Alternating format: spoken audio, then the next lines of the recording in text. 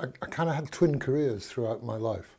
I worked as a writer because I loved writing, and I worked as a businessman because I could, and somebody offered me a job. They actually offered me a job as a temporary fill-in, and it turned out I was quite good at it, so they asked me to stay.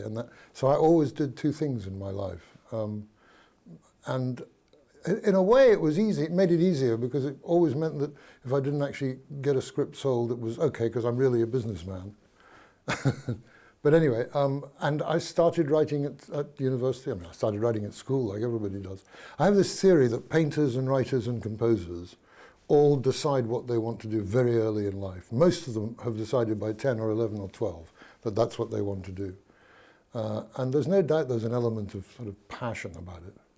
And so I worked at university. I did plays and shows and stuff like that. And then I went into television and started writing that. And one day, I had a writing partner in those days.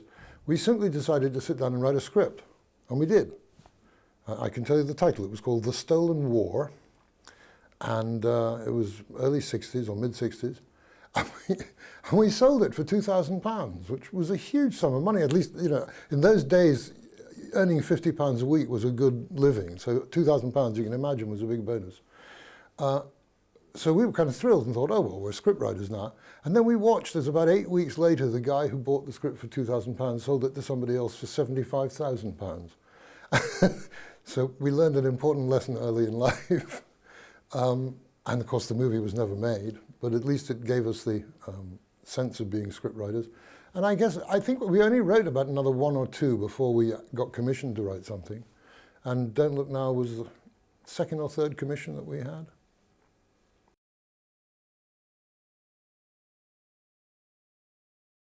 There are several different ways of writing a script, and it slightly depends on whether it's based on a book, whether it's based on a play or a short story, or whether it's an original. I mean, you just approach them in a different way. But basically, like all writers, you set yourself a target of X number of pages a day or X number of ideas a day. I don't care how you measure it, but you have to have targets so that you reach them. And you go ahead and do it. In the case of Don't Look Now, it was quite difficult because the story is quite short. I mean, irrespective of the pages, there's not a lot of meat in the story. It's a very thin little story. And in that case, we had to bulk it up and make some fundamental changes to it. But in general, the writing process, certainly with an adaptation, is you take it and you read it and you read it, and then you kind of throw it away. And you hope that the good stuff that attracted you to the material in the first place has stuck to the wall of your mind, and you can then start to reinterpret it. The biggest thing in an adaptation is taking a 400-page book and actually editing it down to about 80 pages. So, I mean, it's very much a process of selection. Then when you've done that, you need to start building back on top of that. So, I mean, script writing is about rewriting. I think all good writing is about rewriting.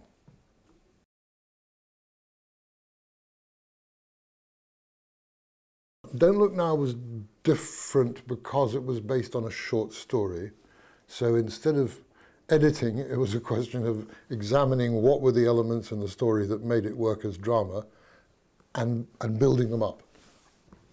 And there were two really important things that we did that are different to the short story. Because the short story was quite thin. It was, you know, it covered several pages, but it was actually a pretty thin story. I mean, basically, a couple goes to Venice, gets spooked by the child, and husband dies. And so the two things that we changed that I think were fundamental were, first of all, we opened the whole story differently with the death of the girl, which you don't get in the short story. It's just the fact is that you start with the couple whose child has died. So you don't see the death of the child. And you therefore don't see the precognition looming over the story, which you now importantly do in the film version. And then the second thing was that they were just a couple in the story who went to Venice to get over the child's death. And it was our notion to make him an architectural restorer in Venice so that he had a real place there, so that he had some people that he knew, that he had a role. And in a curious way, I think it bedded their marriage better. It made them closer to each other. The fact that they were living and working together in Venice with this recent child death. So those are the two big things that we changed, and then there were hundreds of little things in between. I mean, for example, we actually one day were sitting rereading the script as we'd written it at that stage, and I said, you know, it's not very exciting in the middle, it kind of gets boring. And we thought, well, what can we do? And I know, let's put him up a scaffold in a church and have the scaffolding collapse. And so you invented that whole sequence. Now, not just as the sequence important, it resonates out through the story. And indeed, in the way in which Nick shot it, where you see something that happens before it happens, it became a really kind of seminal sequence in the movie. But in a curious way, that was just happenstance in the script writing process.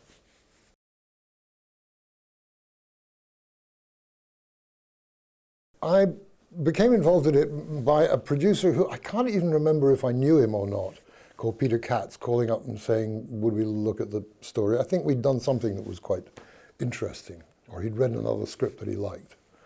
And he literally commissioned my partner and I to do it, Chris and I. We had several, I mean, we wrote a draft and then another draft, and then we had two directors who we worked with on the project. I can only remember the second of them. He was an American director called Larry Pierce, and the reason he was important is it was with him that we went to Venice for the first time.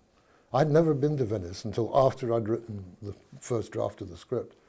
And we went with this guy to Venice, and it was in Venice that we had a whole bunch of new ideas to add to the script, and came back, and I can't remember, the director anyway fell away, so he was no longer the director on the project. But my partner Chris and I just loved the whole thing of Venice, and we immediately went back and started working on the script, and probably it was at that time that we had the notion of making the Donald Sutherland character an architectural restorer, because we'd seen enough to get the idea. And the other thing that came out of that was the idea of the opening sequence. When we came, we just thought it would be so much more chilling if you saw the child's death at the front of the movie.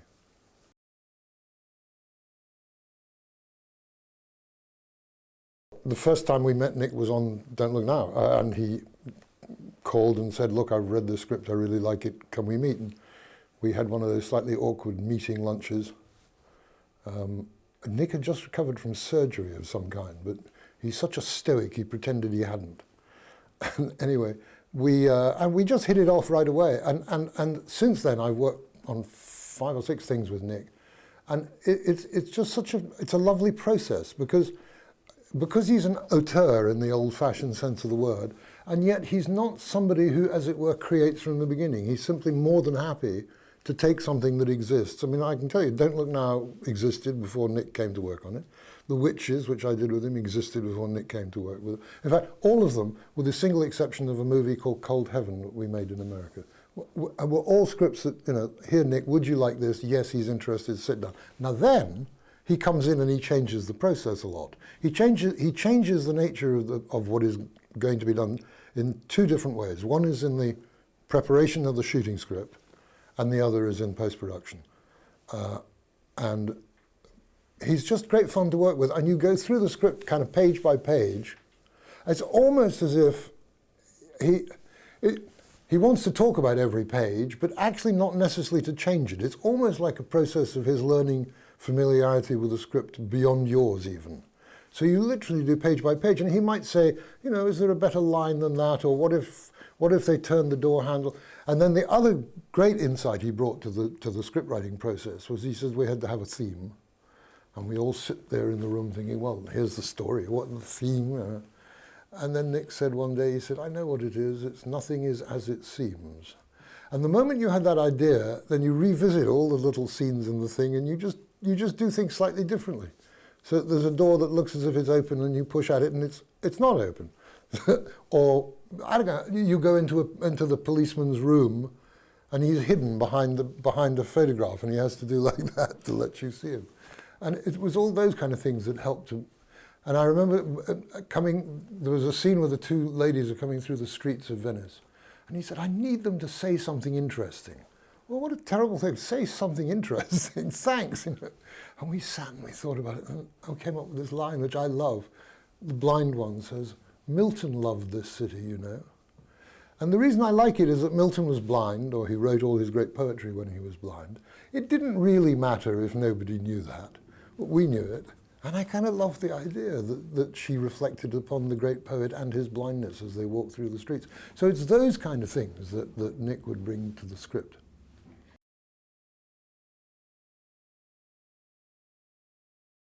Filmmaking is a relay race. And at a certain point, you hand over the baton to somebody to run the next leg of the race. So, I mean, in a sense, the writer hands the baton on to the director, who then runs the next leg, who then hands it, in a way, back to the producer during the post-production process. So there are all kinds of things that you can never be clear of. I can tell you two things. I can tell you one thing that was in the script, which is always ascribed to the director, and that is the cut from Julie screaming as she realizes her child has died to the whine of a drill going into a wall in Venice. That was in the script, as written by Chris and I. Okay?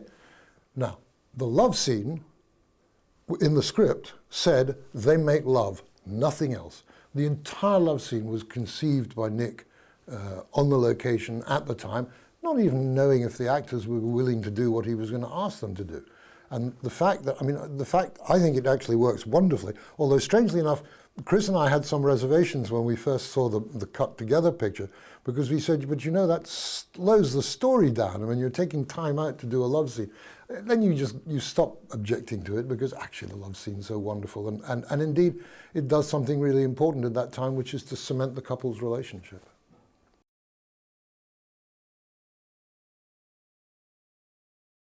I think if you ask a director who's responsible for all the cuts, of course it's the director, because eventually the director is in the editing room with the editor. And Nick, being that kind of director anyway, does love to use, and particularly in Don't Look Now, the jump cuts and the future cuts and the montage at the end as Donald dies. All those were not in the script. Some were, and it's a kind of balance between the two. The most extraordinary thing for me about the movie was that at that time it was much more inexpensive to print your dailies in black and white. And all our dailies were printed in black and white, and all the assemblies were made in black and white. And so we'd become quite familiar with the material, but in a black and white movie. And then one day they converted the whole print to color, and you sat there and you were blown away. I mean, the whole notion and the use of color in the film was entirely Nick's, and it was like a revelation.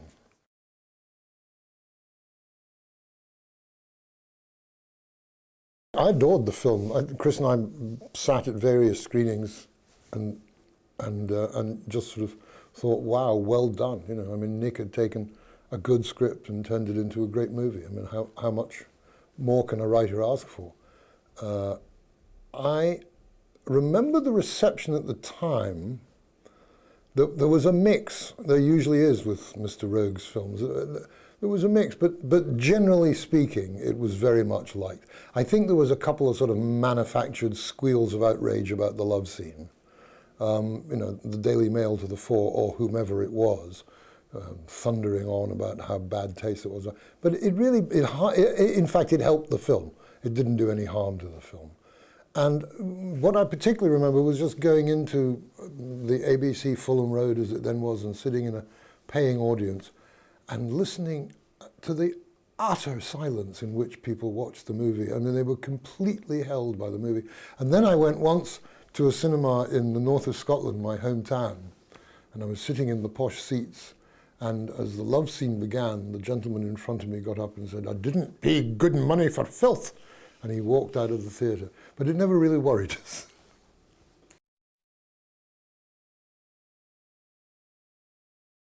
The BFI had a poll of and it came in one of the 10 best British films of all time. I mean, you can't even hope for success like that.